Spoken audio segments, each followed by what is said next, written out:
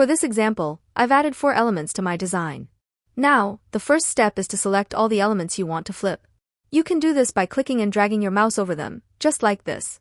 You can also hold down the Shift key on your keyboard and click on each element to select them all individually. Once you have all your elements selected, head up to the top of the screen and click on the Flip option. A small drop-down menu will appear, giving you the choice to flip your elements either horizontally or vertically. For example, if I choose Flip Horizontal, all the selected elements will flip together horizontally.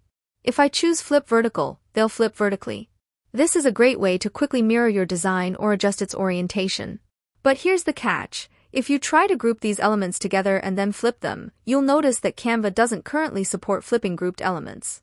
The Flip option disappears when you have a group selected. So, the solution is simple. Just like we did earlier, select all the elements you want to flip either by using your mouse or by holding the Shift key and clicking each one.